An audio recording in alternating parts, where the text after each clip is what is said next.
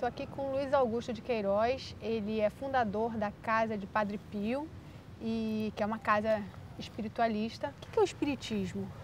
Suzana, essa é uma pergunta interessante, porque na verdade a gente, quando ouve falar de espiritismo, vem muito conceito na cabeça. Mas assim, para tentar resumir, o espiritismo é alguma coisa que surgiu a partir da percepção de algo que aconteceu no século XIX, que foi um movimento que a Europa inteira foi tomada de uma série de eventos, de fenômenos, com mesas girantes nas casas das pessoas. As famílias tinham lá suas crianças em casa que iam brincar, parecendo com aquela brincadeira do copo.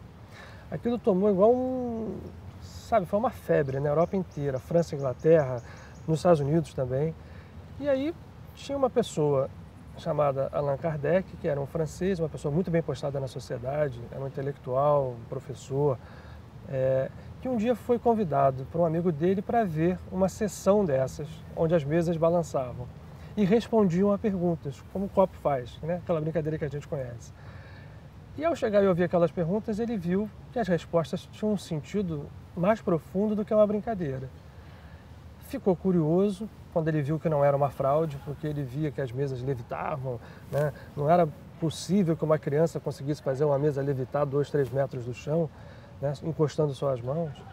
E ele começou a frequentar encontros como esse, com perguntas que ele fazia. Aí um belo dia, ele viu que ele tinha um calhamaço na mão de conceitos muito importantes, que ele perguntava sobre Deus, sobre a espiritualidade, sobre o destino.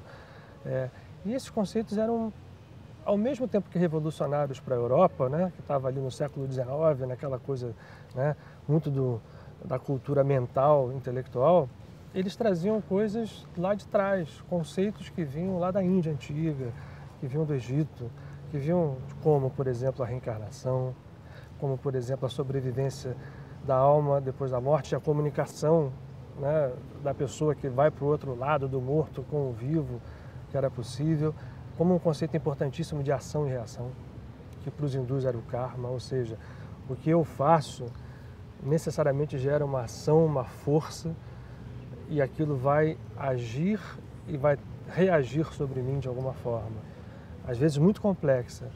Quando ele viu aquilo, ele compôs, não uma religião, porque ele não sentou lá, ele não era um profeta, não. Ele compôs o que ele chamou de doutrina, né? Até por não ter um outro nome melhor para definir isso, mas que aquilo foi o que ele chamou de doutrina e que ficou conhecido como Espiritismo. É interessante a gente perceber que o Espiritismo, então, não é uma religião organizada, né? Ele é algo que compõe um corpo de conhecimento que toca a religiosidade, toca a filosofia, toca a ciência mesmo, e aí ele se entusiasmou com isso, né? Então é interessante a gente ver o seguinte, quer dizer, os conceitos do Espiritismo não são novos, nem foi o Espiritismo que inventou. No fundo, o que ele fez foi redescobrir uma espiritualidade que estava sepultada lá atrás nas civilizações antigas e que, de repente, ali na Europa era aquele momento, tanto que aquela febre aconteceu. Os espíritos meio que vieram em massa, e era espírito de tudo quanto é jeito, falando de todas as ordens. Aí ele começou a receber comunicação do mundo inteiro, juntou aquilo tudo e formou o que é chamado Espiritismo. E, agora, mais importante do que isso tudo, ele percebeu que ali tinha o segredo, não único, né? Não era dono da verdade, mas que apontava um caminho espiritual necessário para que a humanidade pudesse atingir o que a gente chama de felicidade.